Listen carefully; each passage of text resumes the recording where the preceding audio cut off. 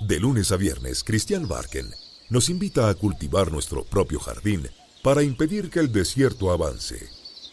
Una hora de autocultivo intensivo, con conversaciones, historias, viajes, pensamientos. Un viaje a la palabra lleno de asombro para desenterrar los tesoros que nos esperan en nuestro propio jardín a la hora del regreso a casa. En Pauta 100.5 FM, aquí comienza Desde el Jardín.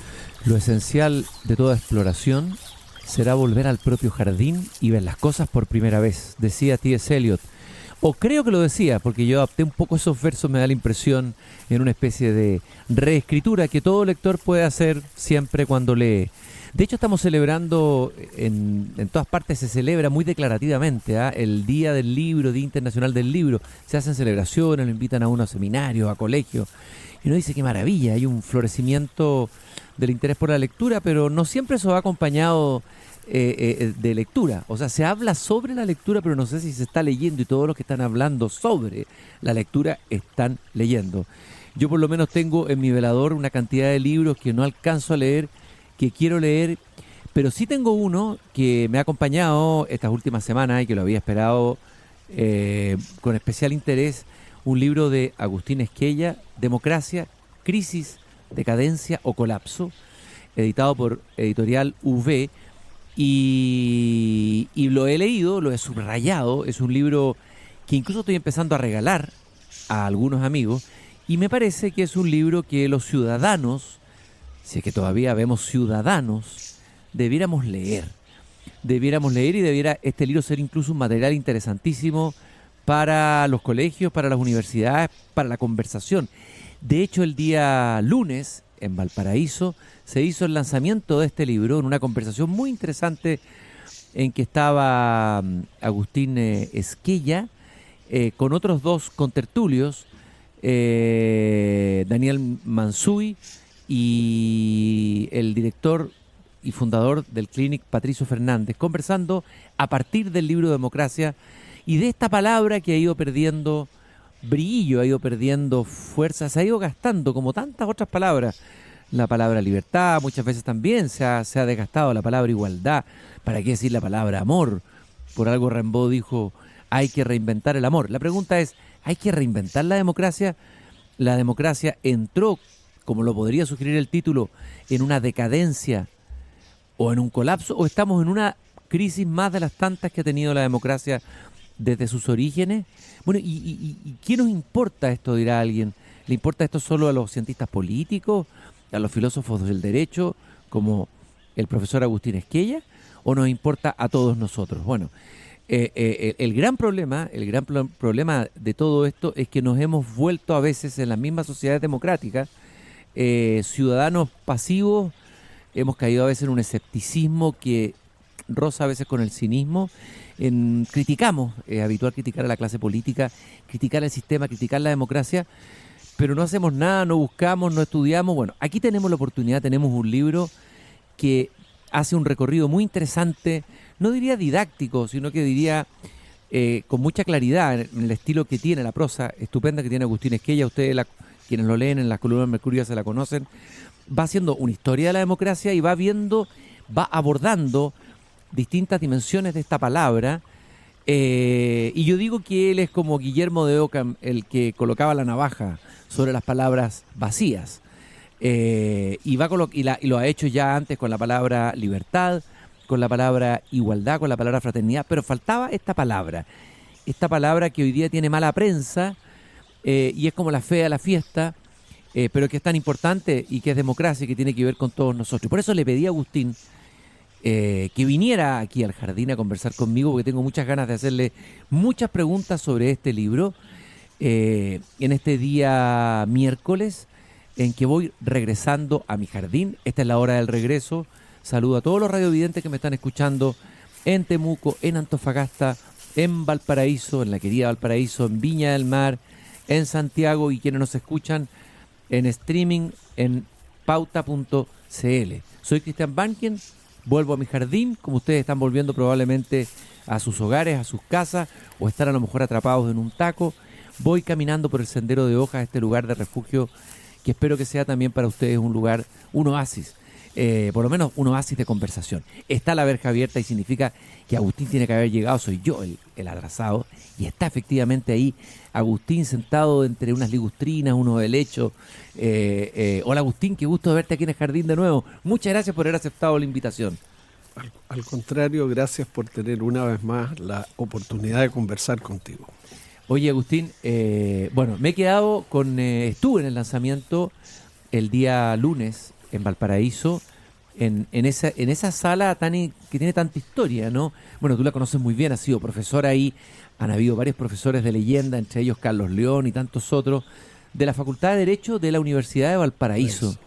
Me gustaría hablar primero de ese lugar, no tiene nada que ver con el libro, pero es un lugar que a lo mejor mucha gente de Santiago o otras ciudades no conoce, incluso Valparaíso probablemente mucha gente no la conoce. Es un lugar emblemático ese. Ciertamente. Y yo ingresé a la Escuela de Derecho de la entonces Universidad de Chile, hoy Universidad de Valparaíso, cuando tenía 17 años y no he salido hasta el día de hoy de ella, momento en que tengo 74. Allí estudié y luego me inicié lo que se llama una carrera académica y me quedé y no me fui nunca de ese lugar y sigo disfrutando ese lugar, de manera que lo que aconteció el lunes pasado, que tú relatabas en torno a la presentación de este último libro, tiene para mí muchísimo sentido. Mi propia mujer, que me acompañaba cuando llegué el lunes al lugar, me dijo: ¿te das cuenta, Agustín, que estás aquí desde los 17 años? Qué impresionante eso. Y ¿Tú, sí, tú quedarse. eres leal? O sea, tu matrimonio lo has mantenido toda tu vida. Yo sé que eres en eso eres un conservador, ahí sí que no eres liberal. No. Del matrimonio. Sí. Y en esto también has sido bien conservadora. Sí, la verdad es que a mí me hace sentido esa canción de Serrat en la parte que dice: y presumo de ser liberal. No, ser liberal es muy difícil, es muy exigente, podemos hablar de eso más adelante. ¿Qué significa realmente ser liberal? Sí, yo creo ser liberal, pero soy sedentario en términos de que no disfruto realmente con los grandes desplazamientos, con los viajes. Mi idea del descanso está ligada más a permanecer que a desplazarme. No comprendo a la gente que porque hay un día más de festivo el fin de semana se abalanzan sobre el auto o toman aviones, autobuses, arrancan de los lugares donde suelen estar.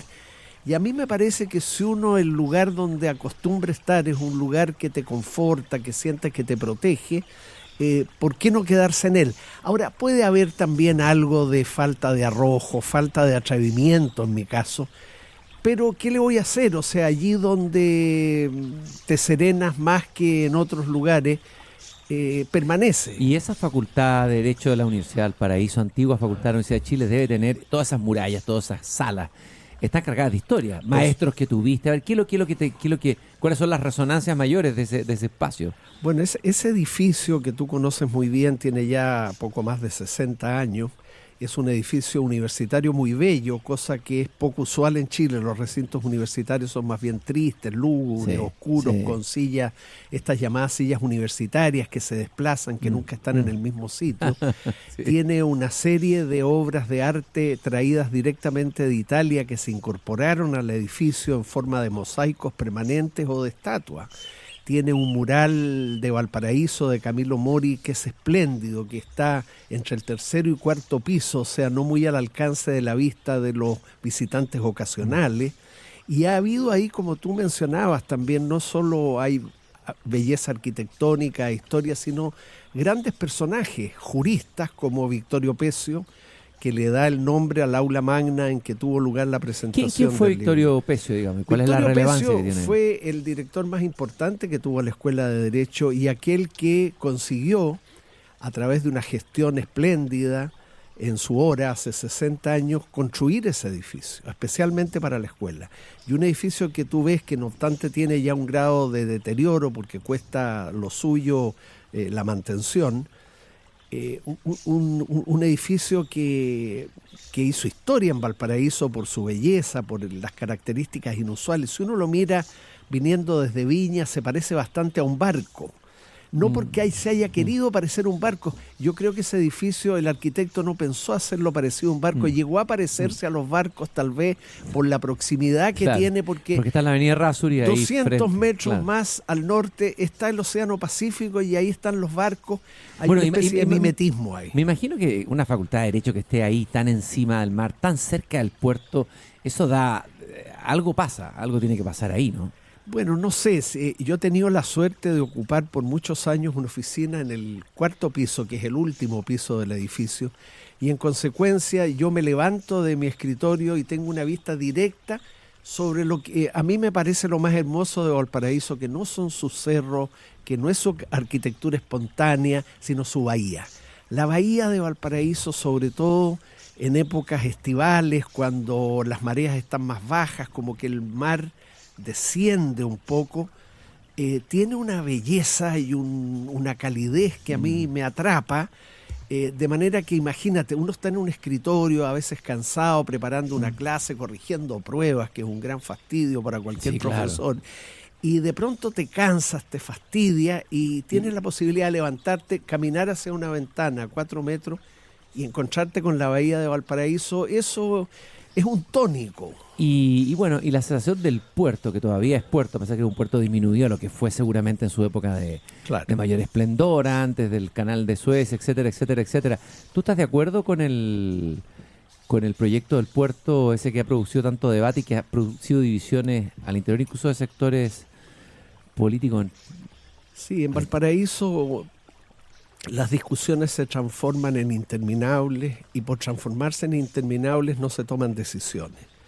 Y eso daña mucho al puerto porque necesita evidentemente un segundo terminal. Nadie duda de eso, pero hay quienes dicen que debe estar justo frente al local de la Escuela de Derecho, otros dicen que debe estar en Barón, otros afirman que el terminal debiera desplazarse más al norte y estar a la altura de Concón, en la desembocadura de la Aconcagua. Bueno, siempre como en un tema como este hay opiniones distintas. Lo malo de Valparaíso es que la discusión, que nunca es mala a propósito de decisiones relevantes para la calidad de vida de una ciudad, se tornan eternas, interminables, y se postergan las decisiones, y esto que ya dura casi 10 años, todavía no se resuelve, y Valparaíso está privado de un segundo terminal portuario que es indispensable para que de verdad siga siendo puerto principal. Estoy con Agustín Esquella, aquí en mi jardín, estamos en Radio Pauta, y yo te dije que estuve en el lanzamiento ahí en esa sala, en ese teatro de la Facultad de Derecho de la Universidad de Valparaíso. La sala estaba llena, había un público muy atento, hubo una conversación muy interesante con personas de distinta generación, porque tú siempre buscas ese diálogo con personas de distinta generación, a partir de tu libro Democracia. Lo primero que hay que preguntarte, y tú partes hablando de eso en el libro, es porque se habla de la crisis de la democracia, así como se habla de la crisis de la novela, de la crisis de la familia, de la crisis de muchas cosas, ¿no?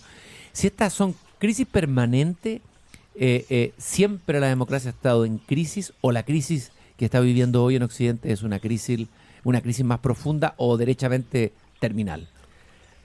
Mira, ojalá pudiera estar en situación de tener una opinión certera sobre eso, o a lo menos segura, puesto que no la tengo, pero ciertamente crisis ya no es más que crisis lo que yo creo que le acontece hoy día a la democracia. Se puede parecer más a decadencia de ella como forma de gobierno preferida y preferible a nivel planetario, no estoy hablando solamente de Chile, o tratarse incluso de un colapso, de que estamos a las puertas del fin de esta forma de gobierno sin tener otra en su reemplazo.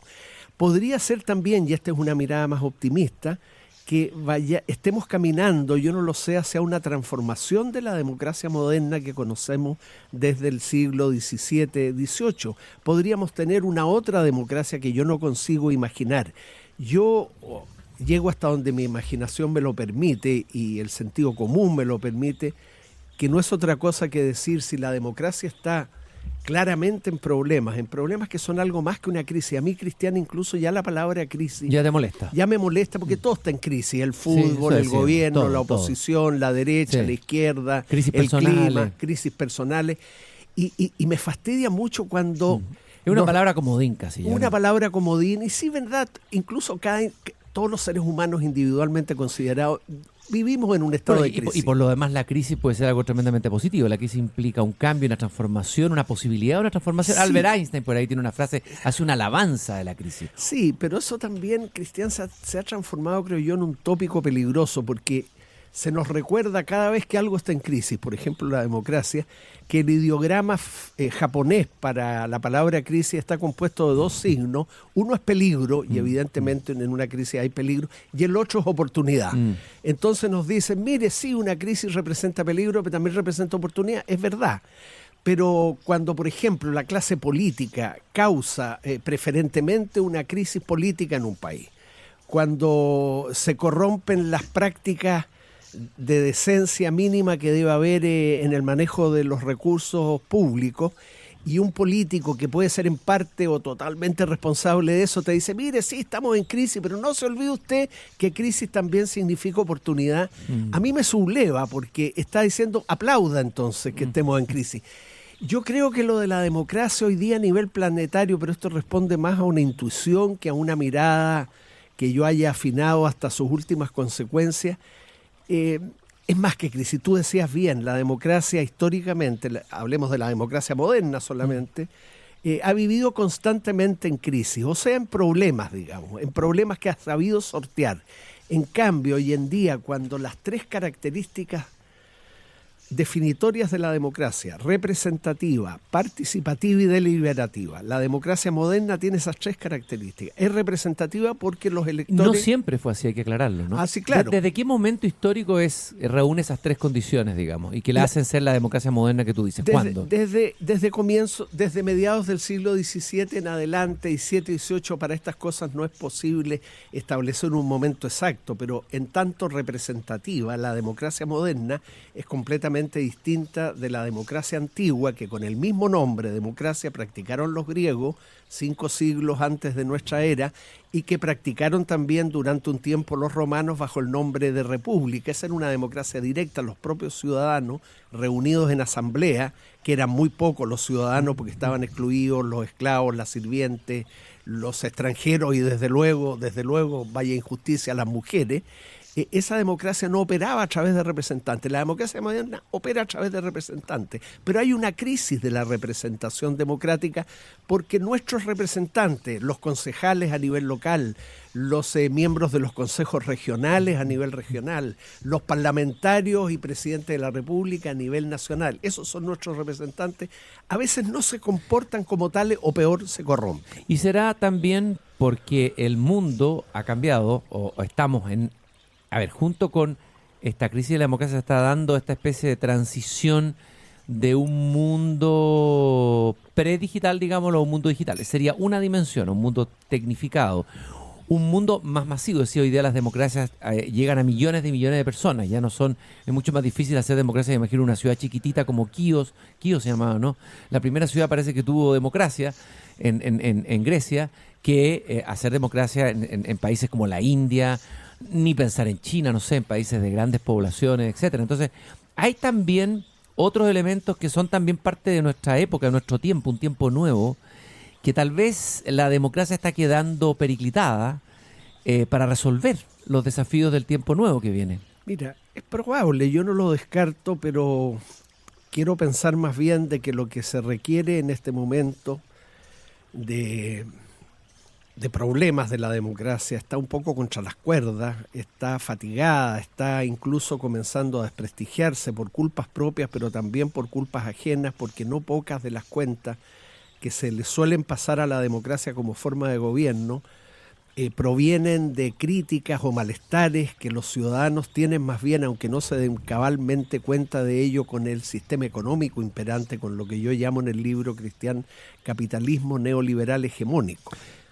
Ahora, yo creo que a lo que deberíamos aspirar, a lo menos en este momento en que no vemos otra forma de gobierno a mano, ni vemos también otra democracia, es mejorar en esos 3 caracteres de la democracia que hablábamos antes.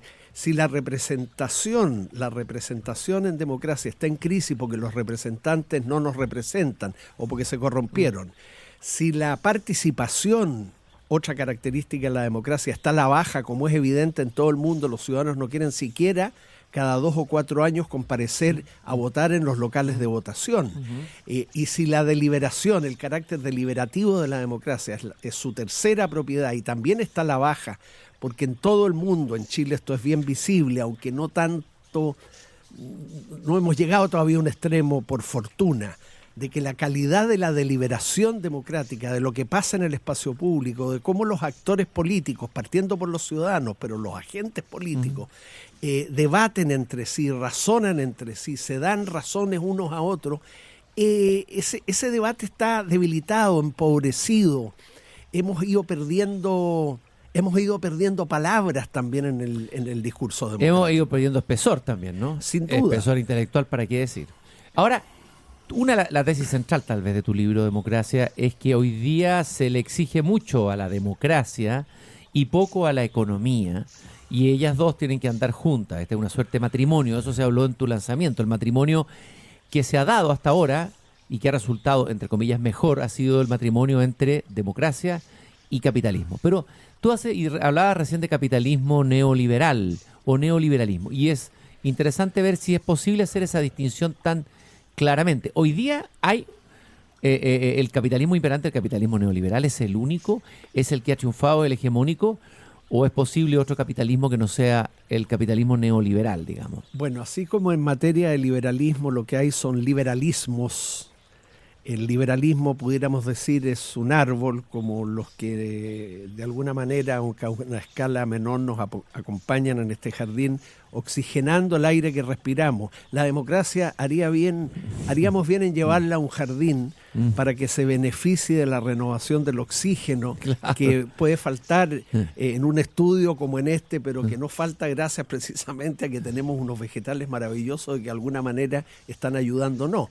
Pero sí, el matrimonio, el enlace entre un régimen político, democracia, y un sistema económico, capitalismo, fue bastante exitoso. Pero yo creo que fue más exitoso mientras fue acompañado del así llamado estado de bienestar. Es decir, el mejor momento del enlace democracia-capitalismo se produce desde el término de la Segunda Guerra Mundial hasta los años 70, 80, cuando el estado de bienestar empieza a eclipsarse y a ganar terreno como ideología, y no empleo esta palabra de manera peyorativa, el neoliberalismo.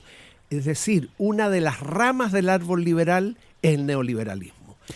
Hay un liberalismo clásico de Adam Smith, hay un liberalismo social de John Stuart Mill, hay un liberalismo igualitario del siglo XX de Dworkin y Ras, hay un liberalismo como modus vivendi, simplemente hay un liberalismo como miedo. El árbol liberal es prolífico en ramas.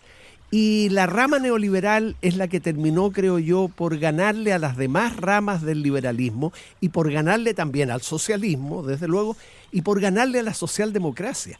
Hoy día el neoliberalismo, como una doctrina que es más que económica, mucho más que económica, pero que refuerza un régimen o sistema económico como el capitalismo, esa fórmula se asentó con distintos énfasis en distintos lugares del mundo. Por ejemplo, hay también neoliberalismos, o sea, los postulados o planteamientos del neoliberalismo que yo trato de describir nada menos que en 3 o 4 páginas, no se aplican todos con la misma intensidad y fuerza en todos los lugares del mundo. Un cóctel de un trago tiene siempre los mismos ingredientes. Claro, depende cómo pero tú puedes combinarlos en distintas proporciones y batirlos en distintas proporciones. Sí. Ahora, hablábamos recién de la democracia en distintos lugares del mundo. Hay unos rankings, tú citas uno en que se va analizando las democracias más perfectas, menos perfectas.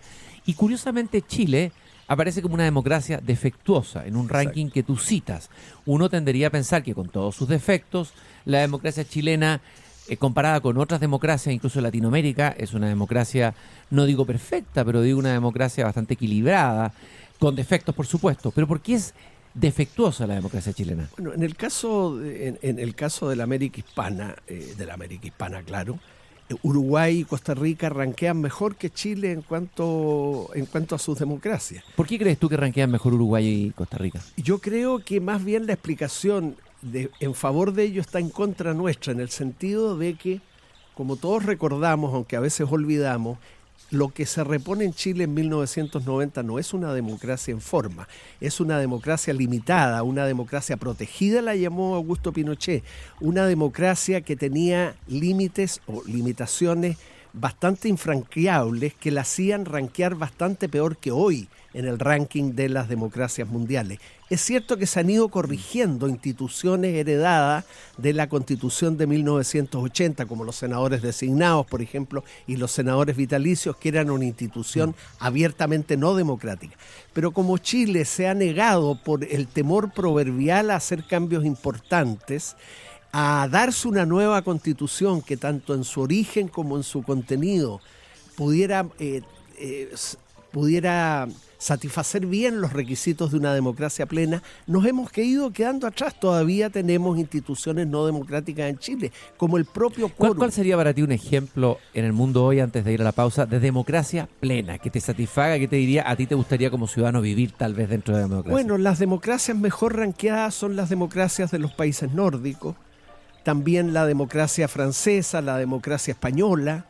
Hay muchos países, incluso en el propio ámbito nuestro, como dije yo, Costa Rica y Uruguay, que son países más pequeños, quizás por eso funcione también, como tú decías, mejor la democracia ahí. Tenemos que aprender de otros países, pero sobre todo tenemos que no tener temor de democratizarnos más, en el sentido de, y todos sabemos lo que habría que hacer. Por ejemplo, si tú necesitas 2/3 de los senadores y diputados en ejercicio para modificar los capítulos más importantes de la Constitución, tú puedes decir, sí, siempre van a modificar los capítulos más importantes de una Constitución, necesitas un quórum supramayoritario, pero tan supramayoritario como 2/3 de los senadores, no lo vas a tener nunca. Y si los vas a tener es porque hay acuerdo. O sea, nunca una mayoría se puede imponer a una minoría en asuntos constitucionales. Eso seguramente viene de traumas históricos atrasados que fueron capitalizados tal vez por un sector político. Claro. De un trauma político y de un quiebre.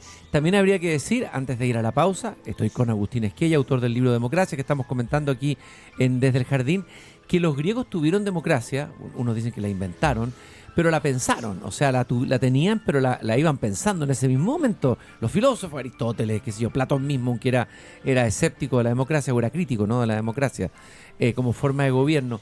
Tal vez a nosotros nos falta hoy día un espacio para pensar qué democracia se necesita hoy, en esta posible refundación de una nueva democracia para un mundo nuevo.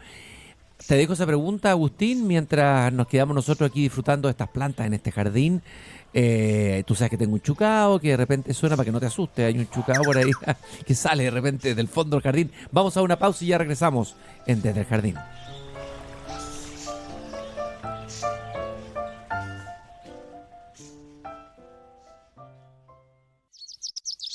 Seguimos conversando desde el jardín con Cristian Barken en Pauta 100.5.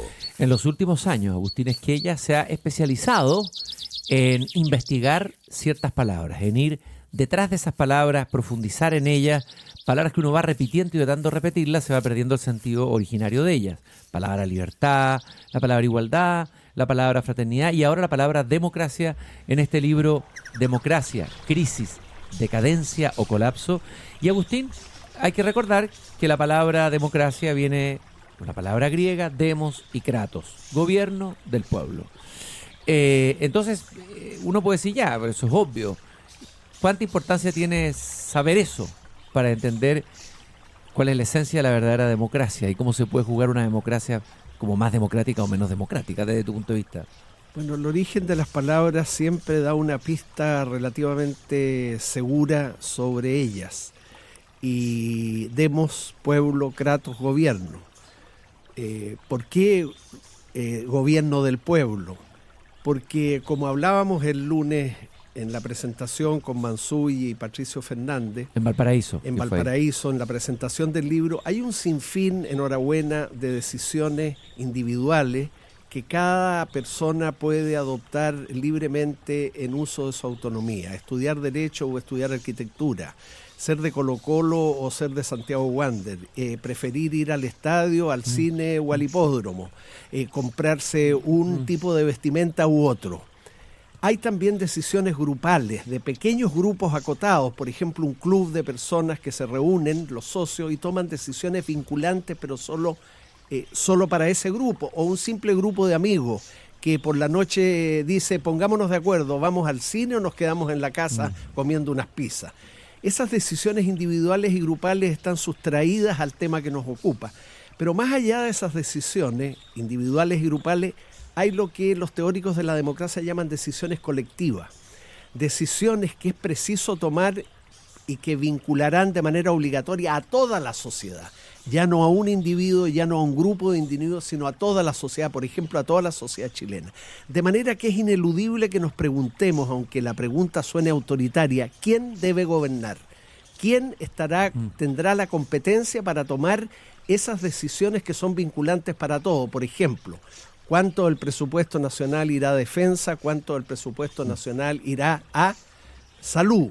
¿O qué impuestos y quiénes y en qué proporciones deberán pagarlos? Son típicos ejemplos de decisiones colectivas. Y ahí se supone que quien decide y debe decidir eso es una mayoría. Por supuesto. Y ahora la pregunta que algunos se hacen, algunos críticos de la democracia o atenuadores de la democracia, no sé cómo llamarlos, que dicen que la mayoría, pues, muchas veces la mayoría de las veces toma malas decisiones. Una mayoría eligió a Hitler. Sí, Oye, claro. los cristianos dirán, una mayoría crucificó a Jesús en su época.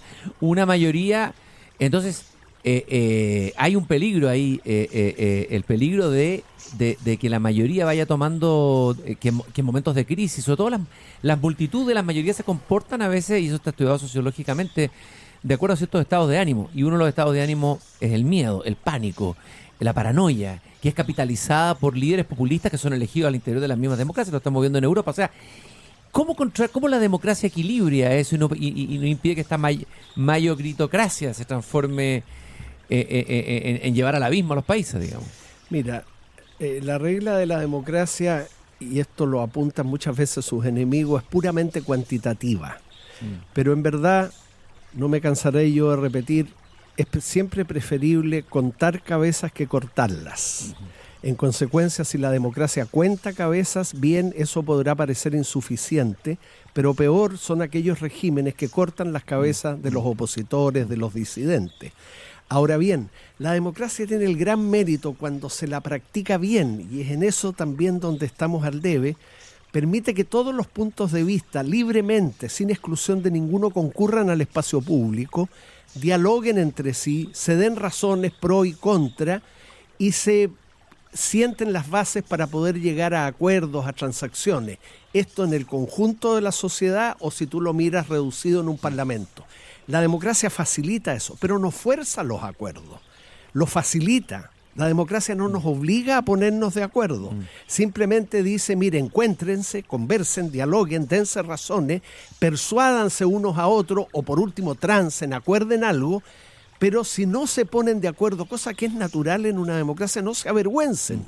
No se ruboricen porque no se pusieron de acuerdo. Sí, porque no hay que estar siempre de acuerdo. No, porque pues, también ha habido una obsesión, pero absoluta, de que tenemos que estar de acuerdo absoluta, en todo, desde el acuerdo nacional, pero por decirlo ahí, ¿no? Pero, ha marcado tal vez, claro, la transición nuestra. Pero ¿no? claro, Cristian, pero hasta hoy hay senadores actuales de la República de Chile que proponen volver a la política de los acuerdos, a la democracia de los acuerdos de los primeros años del gobierno de Patricio Aylwin, donde sí parecía indispensable ponernos de acuerdo en las cosas más importantes.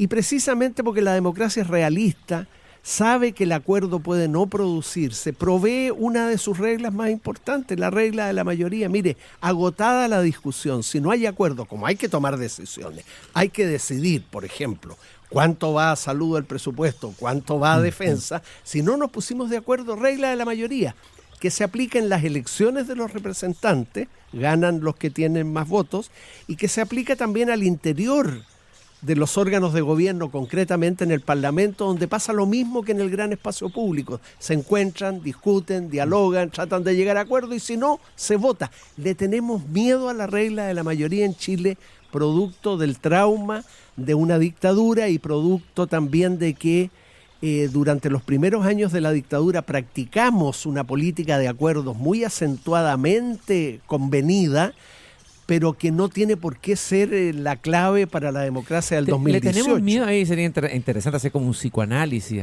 del alma nacional. Le tenemos miedo a la discusión, a veces al debate, estoy hablando del debate de ideas. Pero claro. Se levanta un poco la voz, hay diferencias y ya empieza como el terror.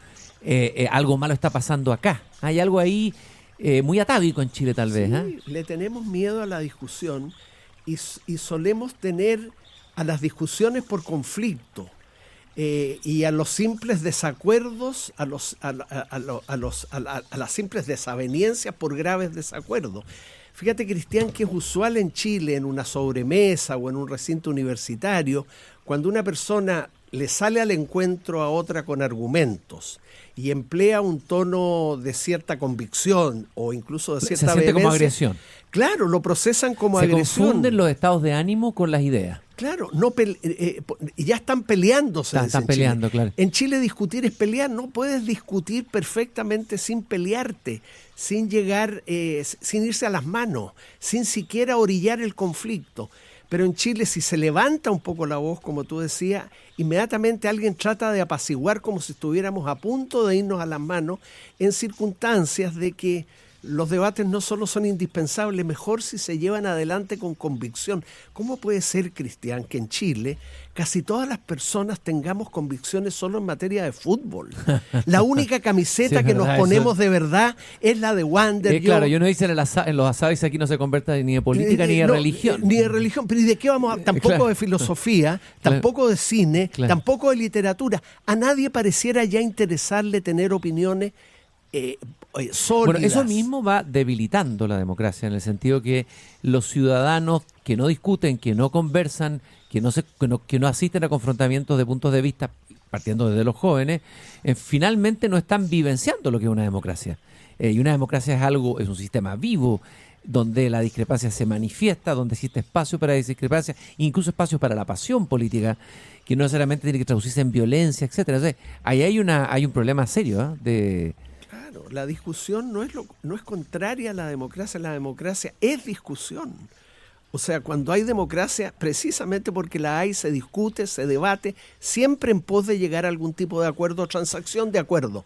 Pero en Chile también tenemos la sensación, esto verlo a diario en los reportes desde el Congreso Nacional, no hubo acuerdo, dicen los periodistas. Bueno, no hubo acuerdo. ¿No hubo acuerdo y qué? Mejor habría sido que hubiera, pero si no hay acuerdo se votará. Agustín, tú eres profesor y estás en contacto todavía con las nuevas generaciones, con los millennials, estudiantes de Derecho ahí en la Facultad de Derecho de la Universidad de Valparaíso. Y me imagino que ahí te encuentras con un escepticismo, incluso un encono contra la democracia, tú lo has dicho otras veces, en las nuevas generaciones. Claro que sí. Hay una insatisfacción con la democracia, un desprecio a la democracia. ¿Qué pasa ahí? ¿Qué es lo que ves tú? ¿Qué percibes que hay detrás de eso, de esa nueva generación? ¿Es un capricho generacional? ¿Una inconsciencia, una incultura democrática o qué? ¿O hay algo que uno podría relevar de eso que está pasando con los jóvenes en relación a la democracia, que se revela, por ejemplo, en las bajas tasas de participación cuando se vota? Mira, los libros que tú mencionaste, Igualdad, luego Libertad, luego Fraternidad y ahora Democracia, están destinados precisamente a un público joven para colaborar con ellos a que comprendamos todos mejor qué hay detrás de esas palabras que reputamos importantes y que se relacionan con nuestros mejores ideales políticos y morales. Pero mientras escribí sobre igualdad, luego sobre libertad y fraternidad, las tenía todas conmigo, porque esas palabras, afortunadamente, son valoradas muy bien por los jóvenes. Los jóvenes reclaman mayor igualdad, los jóvenes desde luego reclaman libertad, los jóvenes suelen ser amigos de la fraternidad. En consecuencia la tuve fácil, pero cuando me meto con democracia me meto con una palabra que hasta hace algún tiempo la mayoría de mis alumnos los hacía bostezar. Oh, la democracia. Pero ahora está ocurriendo algo peor en la sala de clase. La mayoría no bosteza frente a la palabra democracia, sino me mira con desconfianza. Como diciendo, ¿de qué democracia me viene a hablar? ¿Ah? Entonces, este libro tiene un poquito viento en contra en ese sentido. Está escrito para los jóvenes que creen en la democracia, pero también para aquellos que bostezan frente a la palabra democracia y sobre todo para aquellos que dicen no podemos esperar ya nada de la democracia. No, podemos esperar mucho de la democracia si es que mejoramos la democracia. ¿Cierto? Si es que mejoramos nuestra democracia, la podemos mejorar. En esto hemos hecho un tránsito demasiado lento, demasiado progresivo, podría haber sido todo más rápido, todavía tenemos tareas pendientes y eso hace que Chile no ranquee bien en las democracias del mundo actualmente. Tú hablas de un pesimismo, el riesgo de un pesimismo y de un cinismo, de una indiferencia, de una pérdida de esperanza, sobre todo en los capítulos finales del libro. Sí. ¿Y a qué te estás refiriendo? ¿A dónde estás queriendo apuntar con estas afirmaciones? Mira, a mí me preocupa más que la indiferencia, que la apatía, que la hay y que es mala para la democracia, porque la democracia, si no es participativa en el hecho, se queda solo participativa en el papel. Me preocupa lo que tú llamaste cinismo. Hay aproximaciones cada vez más numerosas al fenómeno de la democracia, particularmente por ensayistas o simplemente analistas de opinión de los que escuchamos en las radios, vemos en televisión o leemos en los diarios, que yo llamo cinismo porque se aproximan a la situación de la democracia hoy en día, no con indiferencia, no con pasividad, con interés obviamente, pero como sugiriendo que es ingenuo esperar cualquier remedio, cualquier mejoría de la democracia.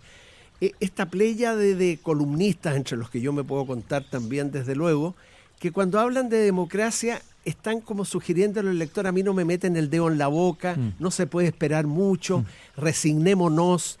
Mira, Margaret Thatcher, el año 1980, que fue la adalid del enlace democracia-capitalismo neoliberal, dijo una frase que hasta hoy está en el ambiente: "There is no alternative". No hay alternativa. Se hizo un acrónimo incluso, TINA. There is no alternative. No hay alternativa. O sea, no pensemos más. Es lo que tenemos y tenemos que jugar el partido en esta cancha, con estas reglas. Deje usted de pensar, deje usted de imaginar un mundo mejor. Entonces algunos que pisan el palito, digamos, caen en indiferencia, se encogen de hombros, no hay nada más que hacer, pero otros caen en un cierto cinismo. Y yo he procurado eludir esos estados de ánimo y decir... Ahora la situación mundial de las últimas décadas, bueno, primero todo lo que pasó con el derrumbe de los socialismos reales, las crisis que tenemos hoy día en países donde hay gobiernos de izquierda, no sé si llaman real o irreal, Venezuela, Cuba, etcétera, hacen pensar que cada vez que se ha buscado otra alternativa, se termina finalmente o en regímenes totalitarios o en regímenes descompuestos, corruptos, bueno, en estados de descomposición, en catástrofe como lo que está ocurriendo en Venezuela.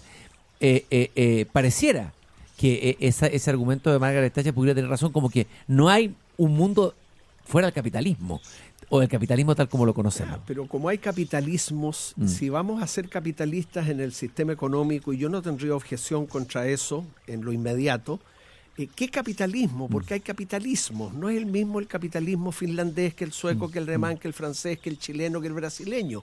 Entonces, ¿qué capitalismo? Aquí en Chile se habló en un momento cuando gobernaba la Concertación de capitalismo con rostro humano. No sé si era la mejor denominación, pero ¿qué quería decirse con esa expresión? Mire, sí, vamos a seguir con el régimen capitalista, pero vamos a tratar de introducir en él elementos de justicia social que le den un rostro humano, de manera que el régimen produzca las menos desigualdades posibles.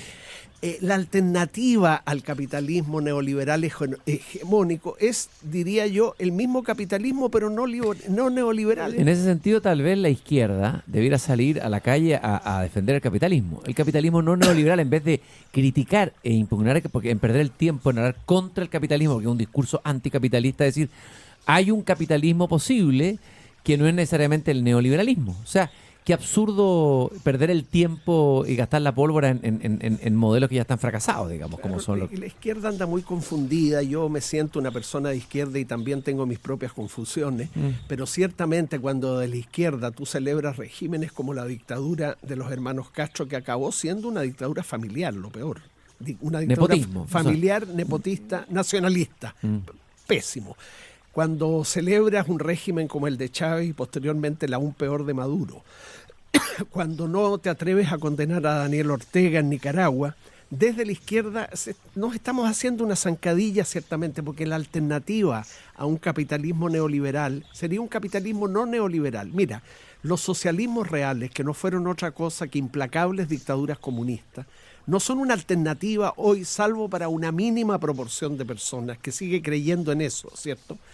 Le hicieron un flaco favor al socialismo, porque había un socialismo humanista, y lo hay todavía, un socialismo democrático, pero como los que triunfaron fueron los socialismos reales, que no fueron democráticos, la palabra socialismo quedó contaminada, quedó perjudicada.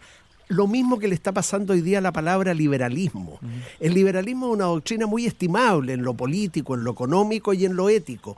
Sin embargo, como la versión del liberalismo que ha triunfado es el neoliberalismo, que para mi gusto es la peor de las versiones del liberalismo, también en la palabra liberalismo hoy día se ha perjudicado. Yo le digo a mis alumnos, Cristian, perdona que me extienda 30 segundos más, yo soy liberal, tengo que explicarle sí, pero no neoliberal.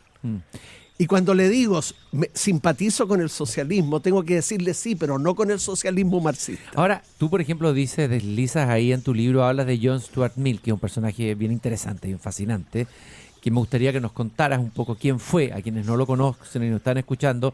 Es pasado por alto por los neoliberales o los nuevos liberales. ¿Quién fue John Stuart Mill? Y creo que es interesante ese caso para ver lo que estás diciendo. Una universidad local hace un par de años organizó un ciclo de conferencias sobre pensamiento liberal. No figuraba John Stuart Mill. ¿Por qué? Porque John Stuart Mill es un pensador importantísimo del siglo XIX, liberal, no cabe la menor duda, pero que estaba muy lejos de lo que hoy día es el neoliberalismo. Si Smith pudiera resucitar y mirara el neoliberalismo rampante, no estaría de acuerdo con muchos de los planteamientos que él hace.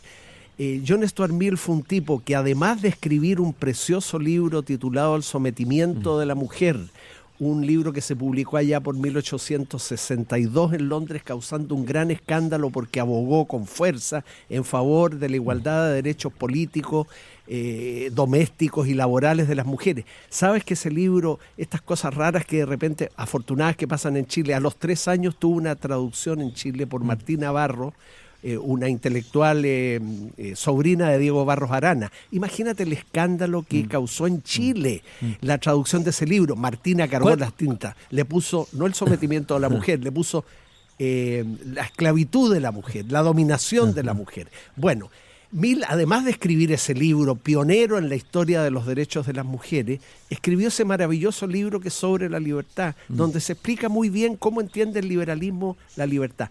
Pero fíjate tú, póstumamente se publican su libro Capítulos sobre el socialismo, donde Mill no se transforma en socialista, como dicen algunos neoliberales que quieren prescindir de él. Lo que hace Mill es hacerle las cuentas al socialismo. Dice, el socialismo es una doctrina que afirma. Dice, de todas las afirmaciones de la doctrina socialista, rescato 1, 2, 3, las que sean. Un interesante las que ejercicio. critico son estas. O sea, qué interesante ejercicio. Eso debiéramos hacer todo. Pero si hiciéramos eso el en ejercicio Chile, del pensamiento. liberales y socialistas, obviamente. Liberales y socialistas democráticos se podrían entender muy bien en Chile. De pronto se entienden a veces si es que no parten de prejuicios y si es que se dan cuenta que tanto liberalismo como socialismo son hijos de la Ilustración, son hermanos, y quizás porque son hermanos se pelean. Pero lo malo, Cristian, reitero esta idea, de que cuando el socialismo triunfó con la peor de sus caras, los socialismos reales. Entonces la palabra quedó manchada. Y cuando el liberalismo en el mundo contemporáneo triunfa también con la que, a mi entender, es la peor de sus caras, el neoliberalismo, y eso mancha a la palabra liberalismo. ¿Qué le dirías tú a quienes podrían afirmar que si no hubiese habido aquí, porque aquí hubo una revolución neoliberal? Joaquín Lavín la llamó en un librito la revolución silenciosa. O sea, el que verdaderamente hizo una revolución exitosa fue el gobierno militar y no fue Allende. Allende, la revolución fracasó. Esa revolución fue una revolución, porque realmente cambió el país. Que si no se hubiese hecho esa revolución con esa velocidad, con esa radicalidad, Chile no se habría pegado el salto a la modernidad y al desarrollo al que ha llegado y que lo constituye en un ejemplo para muchos en el resto de América Latina. ¿Qué piensas tú de eso? O sea, si hubiera sido algo gradual, de a poquitito y no tan radical con todo lo doloroso y traumático que en el comienzo son las revoluciones, como lo fue por ejemplo la Revolución Francesa, claro, con signo inverso, Chile no habría llegado al sitial en que está hoy.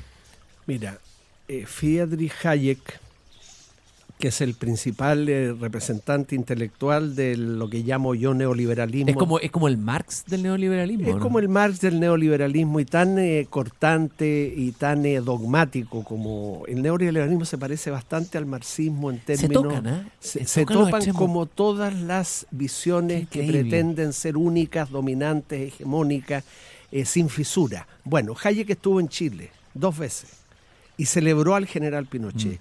Friedman, el economista de Chicago, otro gran representante del neoliberalismo, también estuvo en Chile celebrando eso. Entonces sí, el gobierno militar aplicó con mucha fuerza, y claro, la tenía, la fuerza, recetas neoliberales que posteriormente gobiernos democráticos, preferentemente la Concertación, continuaron aplicando, pero de manera mucho más atenuada. O sea, que tuvo componentes neoliberales los gobiernos de la Concertación, los tuvo, mucho menos que en el gobierno militar, desde luego. Sí, el gobierno militar modernizó en cierto modo la economía del país, pero al costo de que la pobreza en Chile era en 1990 el 40% de la población. Entonces, ¿de qué sirve que un país salga adelante en indicadores macroeconómicos como Chile salió adelante en los últimos años de la dictadura, si es que el 40% de las personas viven en situación de pobreza o indigencia? ¿Para qué se gobierna? ¿Para satisfacer los estándares del Banco Mundial, de la Organización Nacional Ahí del como que pasa lo mismo que con el marxismo-leninismo, digamos, radicalizado, como ocurrió en Cuba. O sea, se sacrifica a la realidad o se sacrifica a las personas en pos de la teoría. O sea, la teoría o la interpretación de la realidad es más importante que lo que está pasando realmente en la calle. Claro, lo que le pasa a los individuos, lo que le pasa a las personas. En consecuencia, claro, hoy día estamos en otro momento, en un momento mucho mejor. Sin duda que hoy día vivimos mucho mejor en Chile, creo yo, que el año 90, y el 90 vivimos mucho mejor que en los 70, está bien. Pero creo que haríamos bien en retomar la vieja idea de la socialdemocracia, porque la socialdemocracia también fue vencida por el neoliberalismo. Y la gran creación de la socialdemocracia es el estado de bienestar. Lo grave, Cristian, desde mi perspectiva... Pero ese estado de bienestar, dicen los economistas, que fracasó. Porque quieren que fracase, porque no quieren usar dinero público para que todos tengan asistencia sanitaria, acceso a la educación y a una previsión oportuna y justa. ¿Por qué la derecha en todo el mundo no tiene ningún reparo cuando el Estado gasta para proteger los derechos de primera generación, los derechos personales, el derecho de propiedad, por ejemplo? Ahí nadie protesta, hay tribunales, hay un poder judicial, hay policías, hay cárceles para las personas que se apropian de lo ajeno. También se gasta mucho en los derechos políticos, hay que tener un servicio electoral, financiar a los partidos.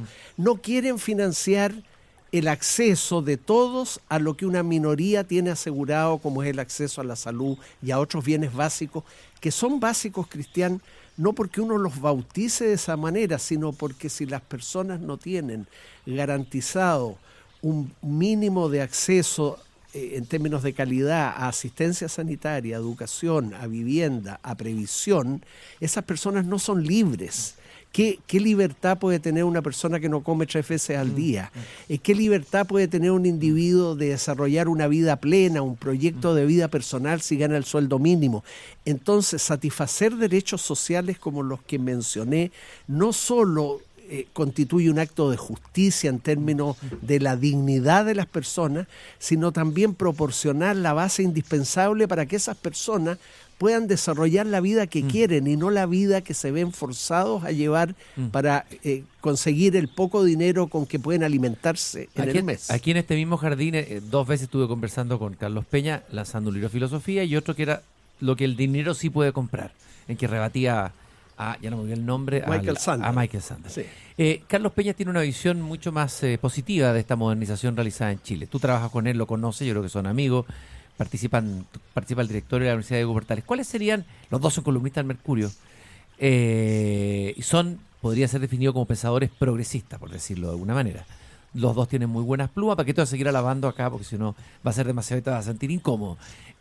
Dime, ¿cuáles son tus matices o tus diferencias con el diagnóstico de Carlos Peña sobre esta modernización producida por el neoliberalismo en Chile? Mira, curiosamente, Cristiano, hoy mismo, a la hora del almuerzo, conversaba con Carlos Peña exactamente este punto, marcando algunas diferencias de apreciación. Él cree ver en mí una visión demasiado pesimista sobre el tipo de sociedad que ha alcanzado a ser la sociedad chilena, y yo veo en la posición de él, se lo decía, y desde luego lo puedo decir ahora también, una visión demasiado complaciente. De partida, Cristian, decir modernización capitalista, ¿por qué el capitalismo se apropia de la palabra modernización? Hay una disputa sobre las palabras. Si el capitalismo se llama a sí mismo modernización, modernizador, la palabra modernización, modernizador, suena muy bien a los oídos de las personas. Todos queremos ser modernos, o sea, estar un poco al día. Entonces, lo que tenemos es capitalismo neoliberal. Como Rimbaud, hay que ser absolutamente modernos, decía Claro, Rimbaud. entonces, ¿por qué modernización capitalista? ¿Por qué apropiarse de esa palabra? Porque si tú dices modernización, lo que sigue es bueno. Y Claro. que es capitalismo. Entonces, yo diría, el capitalismo tiene que ser defendido desde sí mismo y no atribuirse como una capacidad modernizadora. En Chile es cierto, cada vez mayores personas tienen acceso a un nivel de condiciones materiales de existencia mejor que lo que teníamos hace 5 años y mejor que hace 10. Celebremos eso, no seamos ciegos ante los avances que hemos hecho. También diría yo, si hemos ido subiendo la escala peldaño a peldaño, no nos compremos la historia de que podemos saltarnos peldaños porque nos vamos a ir de bruces. Pero de pronto el mensaje del capitalismo neoliberal y de los economistas es no solamente no se salte escalones, sino quede separado en el escalón en que está. De alguna manera lo que tú insinúas o dices claramente al final en los últimos capítulos de este estupendo libro que estamos comentando aquí contigo, Agustín Esquella, en el Jardín, Democracia, Crisis, Decadencia, Colapso, es que pareciera que ese invitar a resignarse y decir estamos en el mejor de los mundos posibles, no hay otra alternativa, de alguna manera es invitar a no pensar. Y es invitar a no imaginar, invitar a no soñar. Y tú haces una invitación a tal vez reemplazar la palabra esperanza por la palabra imaginación. Y me gustaría que lo explicaras brevemente, Agustín, eso. Bueno, yo creo que hay que conservar siempre la esperanza, no como una virtud teologal, desde luego que tenga que ver con la religiosidad, porque sería raro que una persona como yo promoviera una virtud teologal que tiene que ver con la existencia de un Dios que para mí resulta un ser, supuesto que lo haya, extremadamente lejano y silencioso como para poder siquiera pronunciar una palabra sobre un Deus él. absconditus, como de la mística negativa, o más que eso, un Dios escondido, ¿no? Sí, supuesto que lo haya, pero si lo hay está tan lejos, es tan silente, es tan inescrutable que no podemos esperar absolutamente nada de él, absolutamente tú nada. podrías decir con el escritor inglés Julian Barnes, que parte con un libro diciendo no creo en Dios pero lo echo de menos, ¿podrías compartir esa firma? Sí, claro, uno querría tener algo así como un Padre Celestial, infinitamente amoroso y misericordioso, pero eso se parece a los cuentos infantiles, que como cuentos infantiles están bien, pero que los adultos muchos adoptan como auténticas supersticiones. No quiero ser agresivo con esta declaración, pero uno también tiene que ser franco, no le tiene que tener miedo a la palabra ateo. Pero vamos a esperanza y imaginación.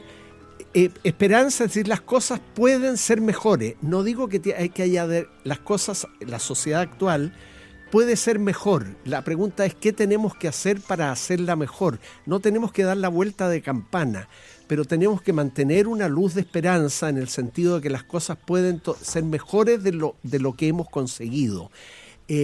Yo digo esperanza, no digo certeza. Yo no tengo seguridad de que las cosas van a cambiar para mejor, pero sí puedo decir tengo esperanza, o sea, tengo algo así como el deseo de que las cosas pueden cambiar. Acuérdate tú una frase de un pensamiento que hemos compartido muchas veces. Uno tiene perfecto derecho a creer que las cosas van a ir mal o no todo lo bien que uno quisiera. Pesimismo de la razón. Pero a lo que no tiene derecho es a agregar al pesimismo de la razón. Pesimismo de la voluntad. El pesimismo de la voluntad que te hace sentarte en la vereda, esperar a que ocurra la tragedia y una vez que ocurra decir, ven, yo lo dije. Hay que combinar con un pesimismo de la razón. Yo lo tengo, un pesimismo de la razón. Yo creo que las cosas nunca van a ir lo bien que uno querría. Con un optimismo de la voluntad, o sea, preguntarse cada cual, sobre todo los que tienen responsabilidades públicas, ¿qué está en mi mano hacer para que las cosas vayan lo mejor posible? A quienes nos han estado escuchando en esta hora apasionante de conversación con Agustín Esquella. Agustín siempre es un interlocutor, un contertulio fascinante, y quieren todavía hacerse más preguntas y tienen preguntas que hacerle a Agustín. Bueno, tienen que conversar con él a través del libro, tienen que comprar el libro Democracia, Crisis, Desobediencia o Colapso, que ya está en las librerías, un libro ilustrativo, un libro que nos sirve a los ciudadanos a pensar, a que seamos ciudadanos pensantes y no ciudadanos achanchados o ciudadanos cínicos. Muchas gracias, Agustín, por haber estado aquí en el jardín conversando conmigo. Gracias a ti, Cristian. Y en relación con lo último, terminemos con una cita de Carlos Fuentes, el escritor mexicano. Él decía: América Latina irá adelante el día en que nuestra imaginación en cuestiones políticas, económicas y morales iguale a nuestra imaginación verbal. Qué lindo. Muy bueno. Bella frase. Muy buenas tardes.